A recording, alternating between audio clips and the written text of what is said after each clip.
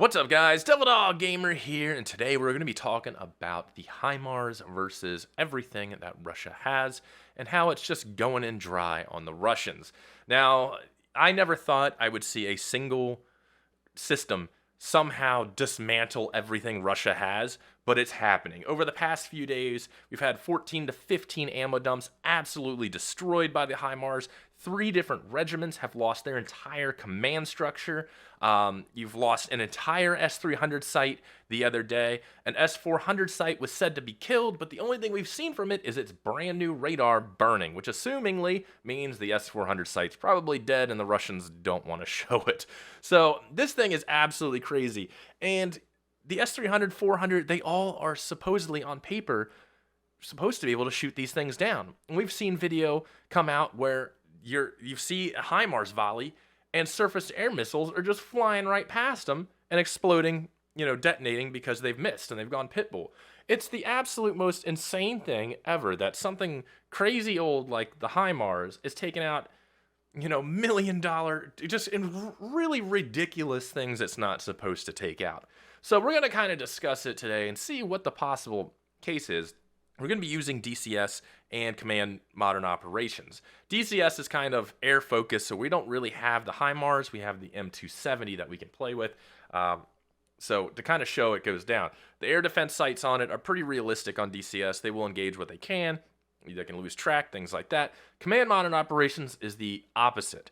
Command Operations takes basically everything that every country says about their weapon system on paper and makes it happen. So if China says they got a 500-kilometer air-to-air missile, well, it's in game, So that's the top of the spectrum. Everyone's doing exactly what they're supposed to do. It's working. And DCS is kind of like, well, sometimes things can happen. So that's what we're going to test. We have the S-300 VM out here. We even added an early warning radar to help it see things early. We also added TORs, which are supposedly capable of shooting them down, to see if we can stop this onslaught. But the M270 has something a little special on it in this game. Like I said, this is an air-focused game. We don't have the HIMARS in it.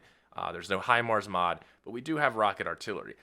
The M270 has the DPICM, basically a cluster munition of a sort. So if these things get through, this site is definitely not going to survive. So we're going to have to kind of speed it up a little bit to see once they start shooting because, well, they take a little while to aim, which is the annoying part, but we'll start seeing this happen here soon.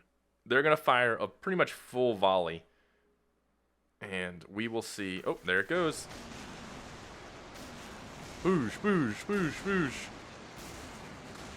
You ain't got no chance, Russia. You ain't got no chance. I think these things are going to make it through. Knowing how DCS air defense is, they can get through. Now, the theory as to why these things get through is because, oh, there it goes. Trajectory. Human error and equipment error at this point. So, human error is the fact that half the time, the operator doesn't know what the hell is coming at them because of the flight profile of these things. They don't know if they're trying to figure out if it's a ballistic missile. They can tell it's not an aircraft, tell it's not a cruise missile, and by the time they can figure out what it is and fire, it's already too late. They can get a few of these things, maybe, if they're lucky, but by the time they figured out what is happening, it's too late. Oh, as you can see, they're already getting sloshed over here. We're going to switch down to here to the ground real quick. Oh, let's just pause it because I don't want to miss any of this action. By the time they figure out what the hell is going on, it's too late. As you can see, it's too late. So before they could even figure it out, because these aren't very long range. So by the time you have detection, you're tracking, and once you've identified what it is, because remember, they've been friendly firing each other pretty hard, by the time they figured out what it is, they can't get missiles out in time. That's the big main theory that a lot of people are saying right now. And I agree with it, because we've seen absolute failures on the Russian side with equipment that they're not supposed to be able to fail with. So that's kind of, I feel like that's the leading and probably the #1 reason. Human error, the system's capable of doing it, but by the time they figure it out exactly what the hell is going on, it's too late, and it's game over. as you can see, I mean, these vehicles didn't explode because I think, I mean, I know they took damage, but everything else is completely dead. The site didn't make it. EWR made it. All the search radars, gone. Absolutely murdered. Pretty much dead. Just make it right on through. So let's go hop on to Command Modern Operations and see what everything can do when it's supposed to do it on paper. Alright, so here we are in Command Modern Operations. We have ourselves an S-400 site on the other side of the river from Kherson, and that's going to be our main target. Now, this one is, we have kind of sort of an OSINT kind of thing. Civilians have had eyes on the target. They're able to get GPS and stuff like that for them. This one actually has the 12 launchers. So this S-400 site is basically the max you can build an S-400 site. Now over here, we have 6 HIMARS. Now these just have the normal GMLRS rounds with DPICM. Not the crazy long distance one. We're basically right at its maximum range. So what we're going to do is we're going to go ahead and set this target to being hostile, because that's what we know it is. We're going to set it up, and I am going to select a manual target, and we're going to salvo every single... Can I engage this target for what? You mean you can't engage this target? You will engage this target. You will engage this target. That should work. Let's see.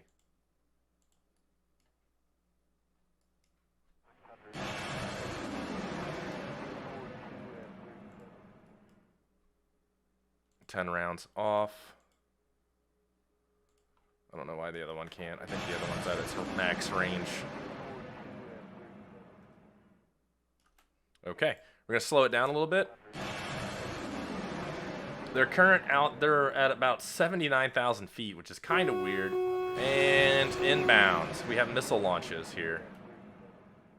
One SAM outbound. There they all go. There they all go. See, it was halfway to target. So now this is assuming that the operators are working at top shape, and this is working as it is on paper. So they were able to identify, figure out what they are, and start launching. And right at this, like once they figured it out, they started launching, and they're launching everything they have, but the salvo is pretty large.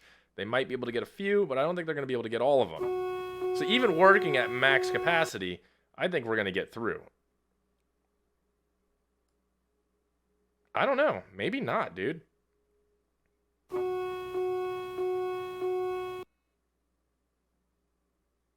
Wow. Yeah, it's getting them all. One completely went pitbull. Wow.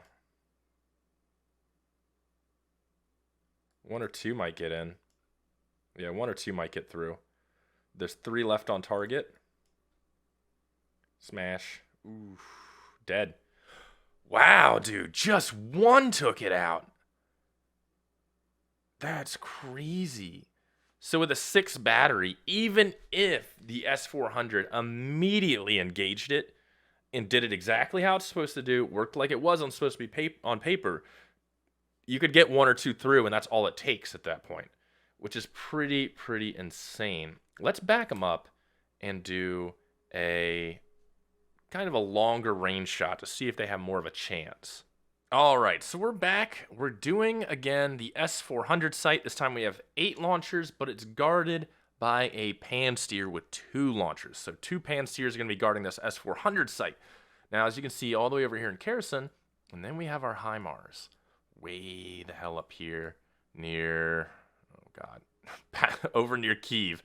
Now, these things have the long-range weapon systems. The ones we won't give to them, because it's, I mean, you can see the range here. This thing could easily hit inside Russia from back here at Kyiv. If you put it near the front lines, you could probably, well, hold on, let's clone one. Let's see let's clone. Say we get one kind of near the front lines-ish, which are, oh yeah, you could hit almost anywhere in Russia, even in Crimea. Yeah, that's why we don't want to give it to them. But, say we did. What's going to happen? Let's go ahead and we're going to select these both as hostile. And then from there, we're going to manually target. Oh, I got to go and get it. Go get them. Get those HIMARS. See what's happening. Now this should give more of a detection. More time for detection. More time for an interception. Allocate. Allocate. And allocate. Now let's see what happens here. He should fire shortly. If not, we might have to fix something here. There they go. That's 2 away. 2,400 knots. 50, 60, 70,000. These are basically act like ballistic missiles. So it'll be interesting to see when we start getting detection and firing.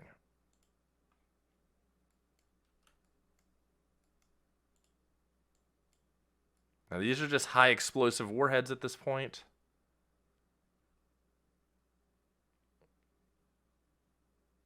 They are way the heck up there.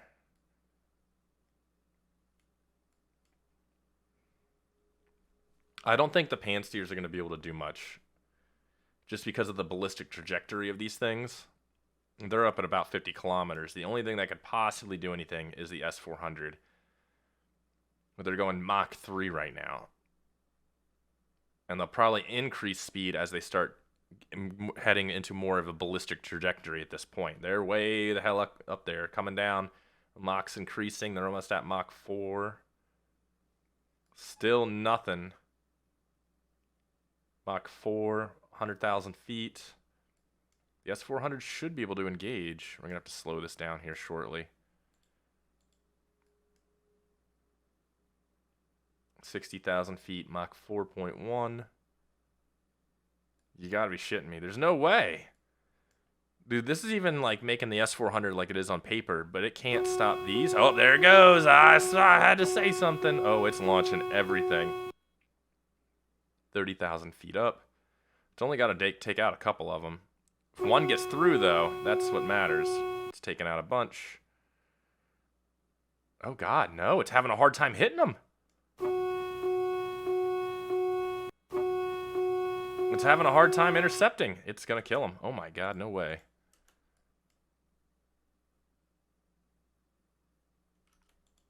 Now, they did take damage. Light damage from them, though. The pan-steer didn't fire at all, but I would assume that the S-400 is basically useless at this point.